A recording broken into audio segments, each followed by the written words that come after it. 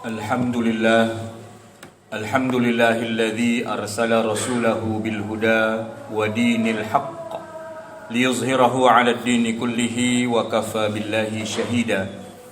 Asyhadu an la ilaha illallah wahdahu la syarika lah wa asyhadu anna sayyidana wa nabiyyana Muhammadan abduhu wa rasuluhu la nabiyya ba'dah. Allahumma fasalli wa sallim wa barik ala hadzal nabiyil karim Muhammadin wa ala alihi wa ashabihi wa ansarihi wa junudihi wa man jahada fi sabilillahi ila yaumiddin, amma ba'du. Faya ayyuhal muslimuna rahimakumullah, fa inni usikum wa nafsi bitaqwallah wa ta'atihi faqad fazal muttaqun. Yaqulullahu azza wa jalla fi kitabihil karim wa huwa asdaqul qailin. A'udzu billahi minasy syaithanir rajim. Bismillahirrahmanirrahim.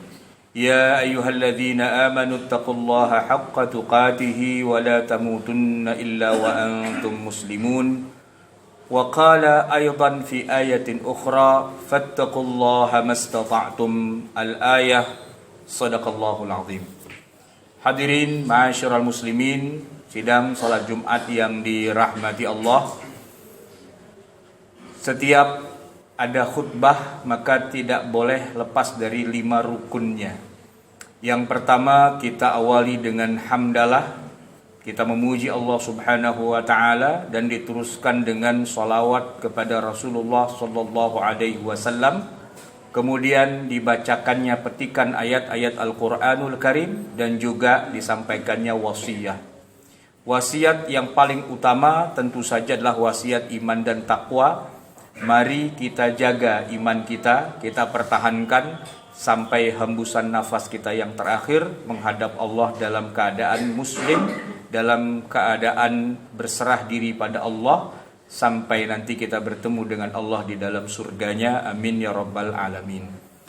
Hadirin jamaah yang dirahmati Allah. Kemudian daripada itu, pesan yang berikutnya adalah tentang tujuan atau maqasid dari Allah menurunkan syariat Islam. Al-Imam Al-Ghazali rahimahullah telah merumuskan bahwa setidak-tidaknya Allah menurunkan syariat Islam itu untuk 5 kemaslahatan umat manusia. Bukan hanya untuk kemaslahatan orang yang beriman saja, tapi untuk kemaslahatan manusia. Artinya adalah ketika Allah menyebutkan wa ma arsalnaka illa rahmatan lil alamin, tidaklah aku utus engkau wahai Muhammad kecuali tidak lain adalah menjadi rahmat bagi alam semesta. Ada unsur yang sangat kuat di situ, kemaslahatannya bukan hanya untuk orang beriman saja, tapi juga buat orang-orang yang di luar agama Islam, yang mereka mungkin tidak dapat hidayah sehingga nanti di akhirat mereka jadi masuk ke dalam nerakanya. Tapi setidak-tidaknya walaupun mereka tidak beriman, di dunia ini mereka akan mendapatkan kemaslahatan itu. Maka disitulah hakikat agama Islam adalah rahmatan lil alamin. Tidak bisa menyelamatkan di akhirat karena itu hak pribadi masing-masing, karena dalam Islam itu ada prinsip la ikraha fid din, tidak ada paksaan masuk Islam. Ya, kemudian maka setidak-tidaknya kita akan selamatkan mereka di dunia dengan diturunkannya syariat Islam. Hadirin ma'asyiral muslimin rahimakumullah, 5 kemaslahatan itu diawali oleh Al-Ghazali dan juga nanti oleh Asy-Syatibi dengan kemaslahatan yang pertama, yaitu kemaslahatan agama-agama. Ad-din. Islam diturunkan untuk memelihara semua agama. Bukan hanya agama yang Allah turunkan kepada Nabi Muhammad saja, tapi juga agama yang Allah turunkan kepada semua umat terdahulu, para nabi dan rasul. Mereka itu kemudian dipelihara oleh agama Islam dan dihormati serta ditempatkan pada posisinya. Termasuk juga agama yang tidak samawi, agama ardi. Ada agama Hindu, Buddha, Konghucu, dan puluhan mungkin ratusan juga agama-agama yang ada di muka bumi. Seluruhnya itu menjadi tugas dan tanggung jawab agama Islam untuk memeliharanya. bukan untuk dimusnahkan, bukan untuk diperangi, apalagi untuk dimusuhi, tapi untuk dihormati dan dijaga. Karena itulah maka Rasulullah Shallallahu Alaihi Wasallam ketika beliau berdakwah, pertama beliau berdakwah kepada orang-orang di Mekah, beliau tidak pernah misalnya mencaci maki berhala-berhala. Bahkan beliau juga tidak merusak atau menghancurkannya. Kenapa? Karena dengan mencaci berhala milik orang-orang musyrikin Mekah itu, yang timbul adalah permusuhan, yang timbul adalah ketersinggungan. Dan bagaimana bisa menarik hati orang-orang musyrikin Mekah ke dalam agama yang dibawa oleh Nabi, kalau belum apa-apa mereka sudah tersinggung dan marah besar. Jadi pemandangannya unik. Rasulullah itu di Mekah di awal-awal beliau sholat di depan Ka'bah, tapi di sekeliling beliau itu ada 360 berhala dan tidak diotak-atik oleh beliau. Ini yang menarik, faktanya dalam sirah nabawiyah seperti itu. Nanti setelah orang-orang kemudian semua sadar dan masuk ke dalam agama Islam, orang-orang musyrikin Mekah, setelah beliau hijrah ke Madinah dan ketika terjadi peristiwa Fathu Makkah, mereka itulah yang tadinya kafir, yang sudah pada masuk Islam, yang akan menghancurkan berhala-berhala itu. Tapi bukan Rasulullah yang menghancurkannya. Itu poin yang pertama, yang menunjukkan bahwa agama Islam itu sangat menghormati agama yang lain. Yang kedua, ini yang juga menarik, jamaah yang dirahmati Allah. Meskipun agama Islam ini agama yang dikhususkan buat Nabi Muhammad SAW, tetapi syariat yang turun pertama itu sangat erat kaitannya dengan agama-agama yang Allah turunkan sebelumnya, agama Yahudi dan agama Nasrani. Lihat, ketika pertama kali Allah perintahkan Nabi Muhammad untuk sholat, ternyata kiblatnya itu bukan ke Ka'bah, tapi kiblatnya adalah ke Baitul Maqdis. Bahkan Rasulullah diisrakan sebelum Mi'raj itu mampir dulu ke Baitul Maqdis yang notabene itu adalah rumah ibadahnya orang-orang Yahudi atau orang-orang Nasrani, Bani Israel. Jadi sampai kemudian 13 tahun lebih lamanya Nabi sholat di Mekah itu tidak pernah menghadap Ka'bah, tapi menghadapnya ke Baitul Maqdis. Walaupun Nabi memang mengarahkan juga ke Ka'bah, tetapi intinya bukan Ka'bahnya tapi Baitul Maqdisnya. Bahkan ketika Nabi juga sudah sampai di Madinah, beliau pun diperintahkan oleh Allah untuk berpuasa sebagaimana puasanya orang-orang terdahulu, yaitu orang-orang Yahudi. Beliau berpuasa 10 Muharram, hari Ashura, yang mana itulah hari rayanya orang-orang Yahudi, mengingat diselamatkannya Musa dari kejaran Firaun. Maka Rasulullah pun melakukan puasanya orang Yahudi itu. Termasuk juga puasa 3 hari setiap bulannya, Ayyamul Biyud, tanggal 13, 14, 15, itu adalah puasanya orang-orang Yahudi. Yang mana pada saat itu Nabi disuruh puasa sebagaimana mereka.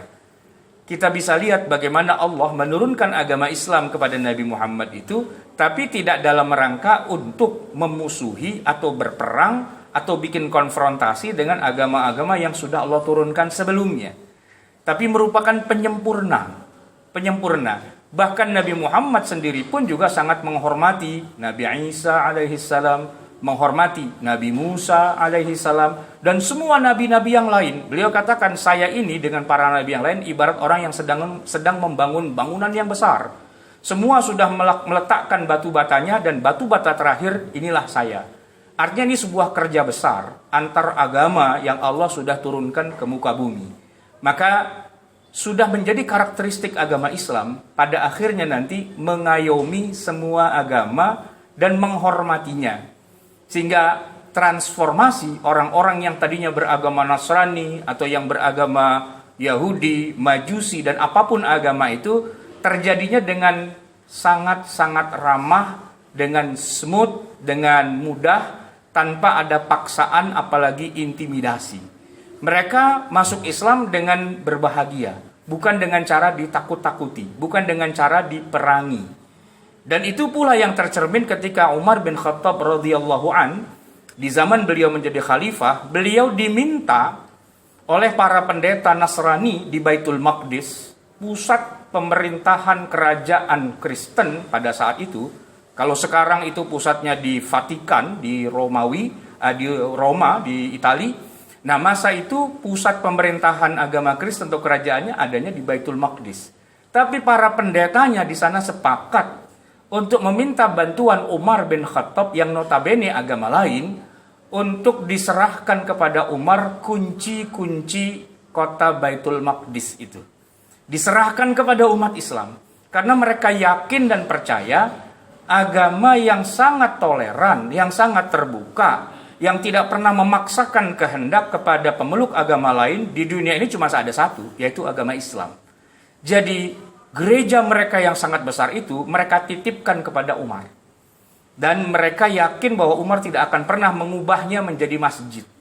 Dan memang benar, Umar tidak pernah mengubah Baitul Maqdis yang saat itu adalah gereja, rumah ibadah orang Kristen. Umar tidak pernah mengubahnya jadi masjid. Kalaulah sampai hari ini kita melihat ada gambar poster Masjidil Aqsa yang kubahnya berwarna kuning menyala itu, nah itu sebenarnya bukan Masjidil Aqsa yang aslinya, yang dulu gereja, tapi itu adalah Masjid Umar. Karena Umar saking menghormatinya, walaupun beliau diangkat menjadi pemimpin Baitul Maqdis, diserahkan kunci, tapi Umar tidak bersedia untuk sholat di dalam rumah ibadah mereka. Bukan karena tidak sah atau tidak boleh dalam agama kita, tapi beliau sangat menghormati rumah ibadah agama Nasrani itu.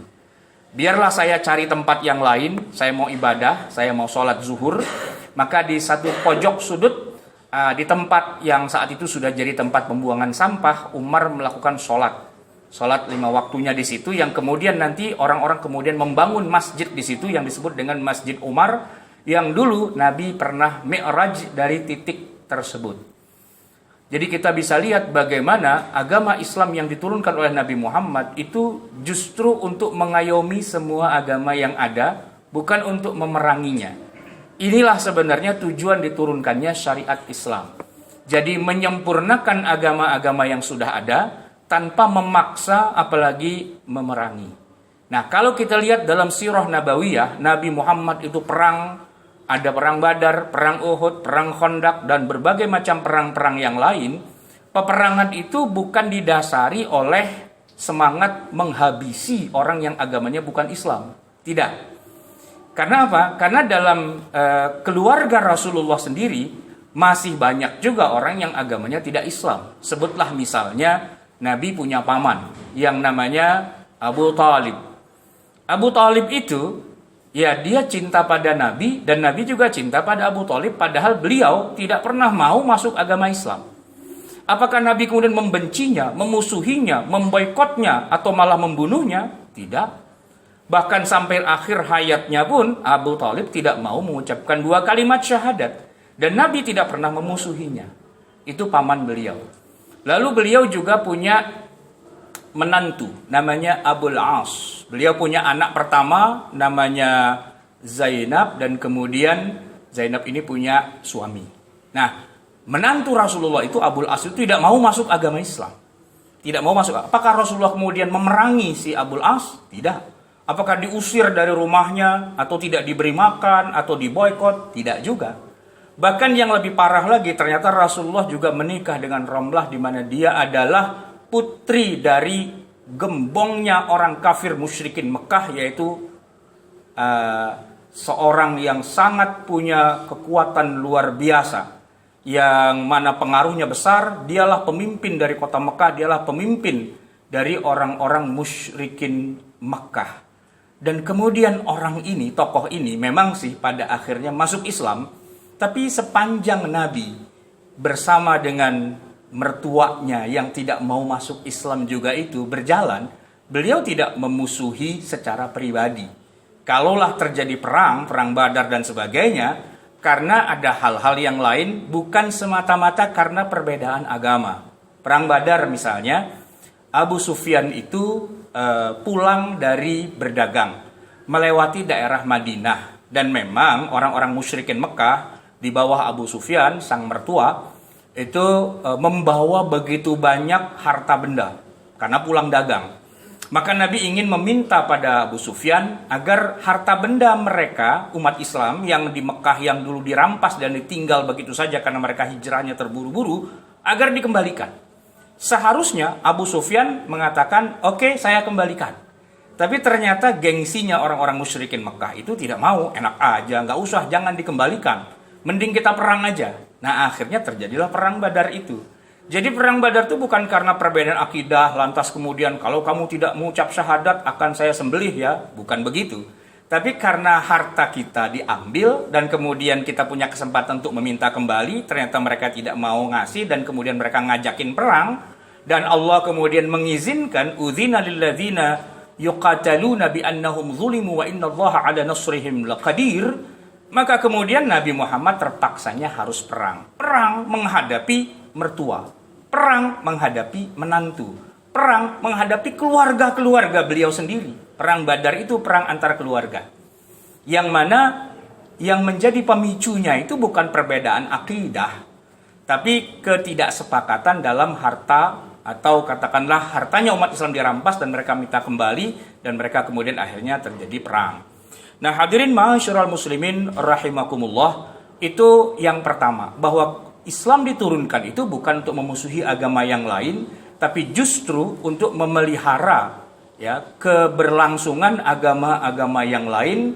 Semoga kita bisa mengambil ibrah dan pelajaran bahwa pada akhirnya dakwah Nabi Muhammad itu berhasil dan orang masuk agama Islam dengan berbondong-bondong, itu bukan karena mereka kalah perang dan terpaksanya harus masuk Islam, tidak.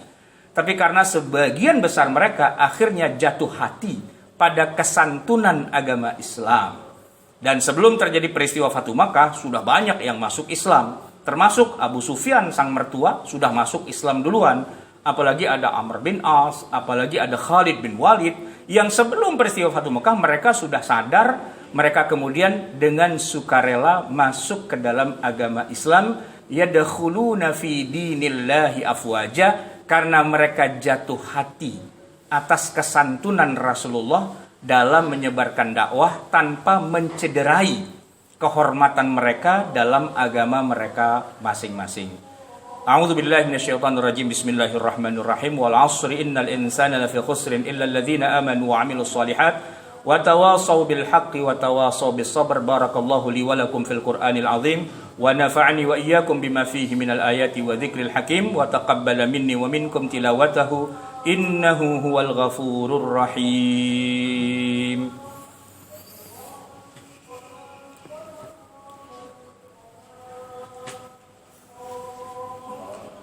Alhamdulillahi rabbil alamin, wassalatu wassalamu ala asyrafil anbiya'i wal mursalin sayyidina Muhammadin wa ala alihi wa ashabihi ajma'in.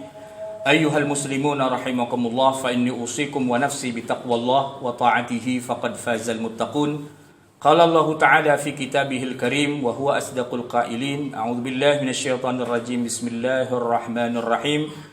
Ya ayyuhalladzina amanu idza nudiya lis-salati min yaumil jumu'ah fas'au ila dzikrillahi wa dzarul bai'. Al-ayah. Sadaqallahul azim.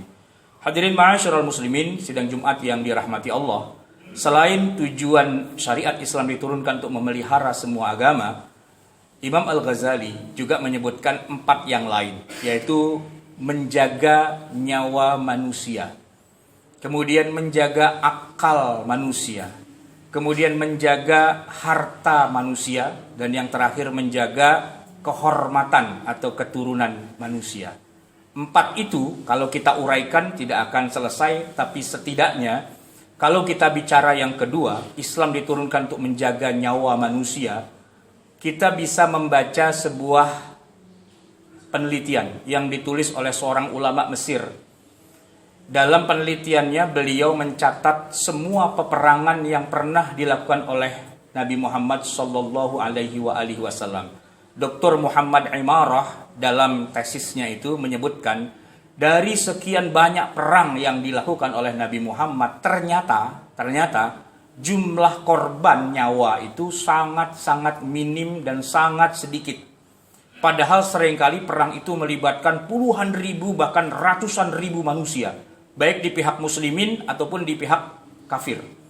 Tetapi ternyata kalau dihitung secara statistik, mulai dari perang yang pertama, perang Badar, yang kedua perang Uhud, perang Khandaq, dan berbagai peperangan yang lainnya, ternyata total baik korban dari kalangan muslimin dan kalangan non-muslim itu hanya 386 jiwa saja.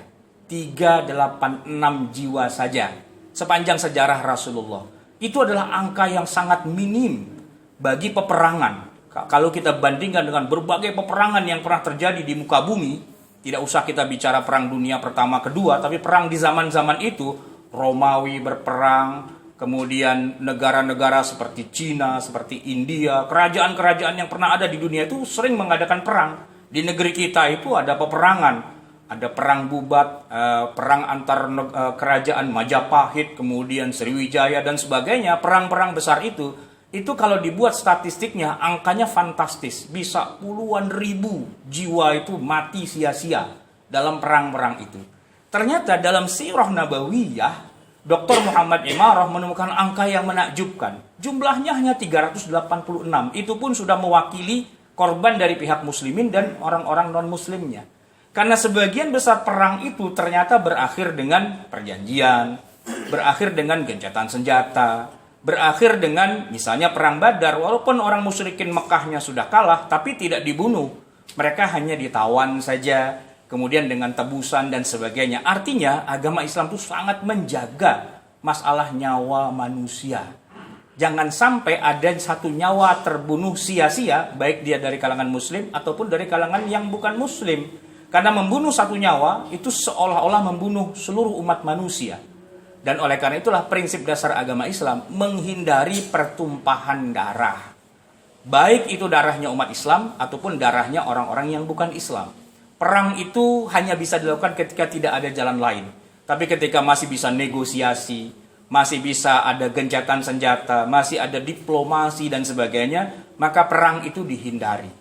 Maka keliru dan kurang tepat ketika orang berkata bahwa Islam adalah agama pedang. Agama yang disebarkan dengan peperangan, agama yang sedikit-sedikit ngajak perang, ngajak ribut, ngajak jatuh banyak korban. Itu keliru. Karena faktanya Sirah Nabawiyah malah menunjukkan bahwa jumlah korban peperangan itu sangat-sangat minim, hanya 386 sepanjang 23 tahun Rasulullah berdakwah. Memang ada perang, kita tidak pungkiri. Ada surat namanya Al-Anfal, yaitu surat pembagian harta rampasan perang. Ada surat Al-Ahzab, ada berbagai macam ayat Quran tentang perang, jihad dan sebagainya. Tapi pada akhirnya jumlah korbannya hanya sangat-sangat minimal. Ma'asyiral muslimin rahimakumullah, kajian ini tentu akan lebih panjang lagi kalau kita uraikan, tetapi karena waktu kita terbatas dalam khutbah Jum'ah, semoga apa yang disampaikan ini bisa menjadi pelajaran dan ibrah pada kita tentang agama Islam ini, agama yang sangat memberikan perhatian kepada kemaslahatan umat manusia. Menjaga agama, menjaga nyawa, menjaga akal fikiran, menjaga harta benda, dan juga menjaga kehormatan atau nasab keturunan manusia. Semoga Allah Subhanahu wa Ta'ala selalu memberikan hidayahnya kepada kita. Semoga kita bisa menjadi hamba-hambanya yang dibanggakan oleh Rasulullah SAW nantinya di hadapan Allah sebagai hambanya yang terpaut zaman 14 abad lamanya, tapi masih sangat terang membaca agama Islam dengan benar, tidak ada meleset-melesetnya, seperti persis Rasulullah hidup di tengah-tengah kita. Semoga Allah memberikan hidayah ini kepada seluruh umat Islam dan memberikan kejayaan pada agama Islam ini sebagai rahmatan lil alamin.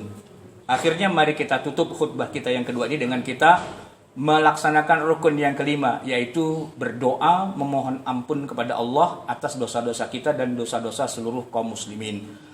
A'udzu billahi minasyaitonir rajim. Bismillahirrahmanirrahim. Innallaha wa malaikatahu yusholluna 'alan nabi.